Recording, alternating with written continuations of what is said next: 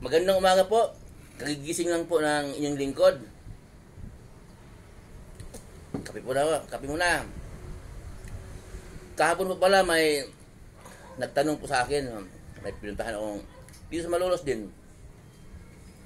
Ang tanong po niya, Chef Roy, di ba naghahayag ka ng salita ng Diyos? Sabi ko, oo, tama po. Di ba si Pablo tinawag ng Diyos upang maging apostol ng ating Panginoong Hesus?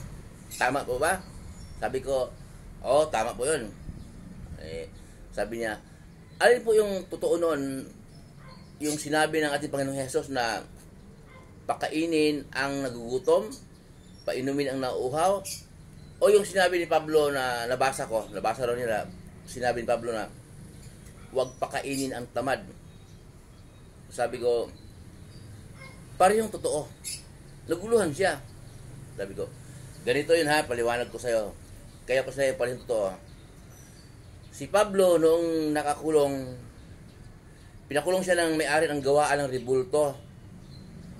Pinaratangan siya ng kasalanan na nanggugulo sa bayan. Kaya yung gawaan ng rebulto malakas sa munisipyo, sa gobyerno, pininiwalaan naman.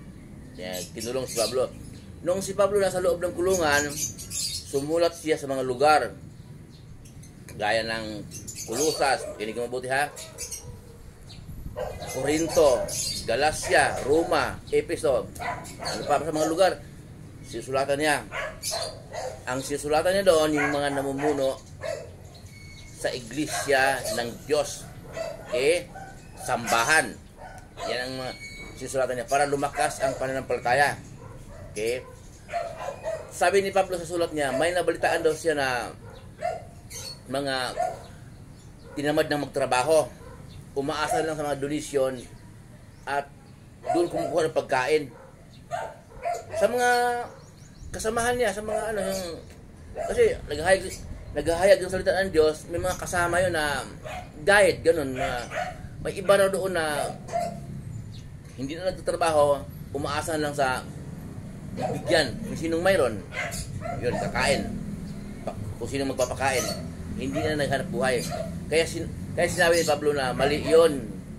Kaya sabi niya, tayo man ay naghirap ng hanap buhay habang naglilingkod sa Diyos, okay, para may panggastos.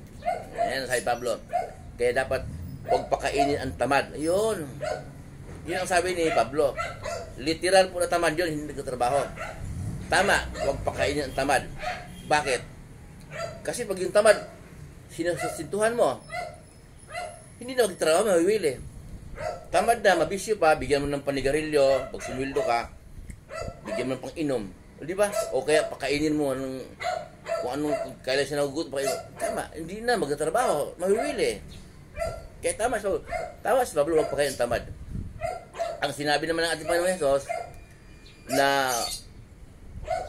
biblical din, sinabi ng ating Panginoong Hesus na painumin ang nauuhaw, pakainin ang nagugutom. Tama din. Hindi po yung literal na nagutom, kakain naman tiyan. Hindi po yung literal na uhaw.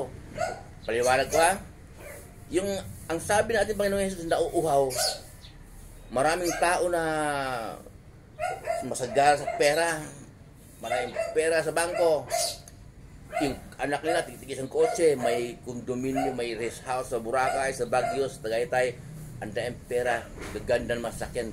Uhaw. Hindi uhaw sa tubig, uhaw sa salita ng Diyos. Hindi nila alam at wala silang relasyon sa Diyos. Hindi sila sumasampalataya kay Jesus, hindi sila nagdarasal.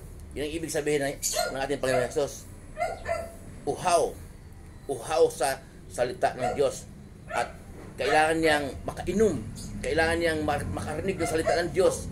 Dahil lahat ng tao madaling mamatay, mabangungutin, maaksidente, kailangan lahat tayo gusto ng Diyos Ama na makapangyarihan sa lahat na matagpuan na mananampalataya, na maniwala na si Jesus ang magligtas sa atin. Ang dugo ng ating Panginoong Jesus ang maghuhugas sa ating kasalanan.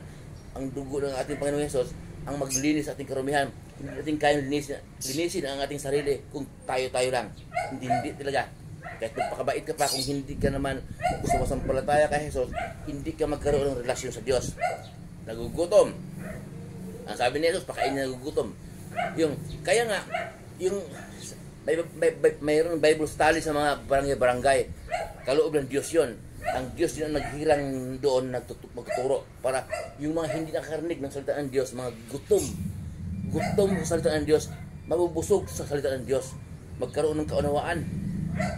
Pag sa Diyos ka, parang pag nakarinig ng salita ng Diyos, gusto mo lagi makakarinig ng salita ng Diyos. Kung sa Diyos ka, gusto mo palagi kang nakakakain. Ang kaluluwa mo lagi nakakakain sa salita ng Diyos at nabubusog yung kaunawaan mo at mananampalataya ka. Okay? Yun ang sinasabi ng ating Panginoon Jesus na pakainin ang gutom. Gutom yun, kaluluwa yun. Gutom sa salita ng Diyos, gutom sa pananampalataya. Wala silang kaligtasan. Kaya pakainin at painumin ang nauuhaw. Yun po ang kahulugan ng sinasabi ni Jesus. Spiritual. Ang kay Pablo naman, literal. Yung huwag pakainin ang tamad. Okay po? Muli po yung lingkod, si Chef Roy. Mabuhay po tayong lahat. Pagpapalain po tayo lahat ng Diyos. Sasamahan kayo lahat kahit saan kayo punta. Mga trabahong pinasukan ninyo, kahit anong negosyo ninyo, kahit anong pinagkakitaan nyo sa buhay, ayon sa kalooban ng Diyos na walang halong pandaraya po. Parehas po. Pagpapalain po kayo ng Diyos.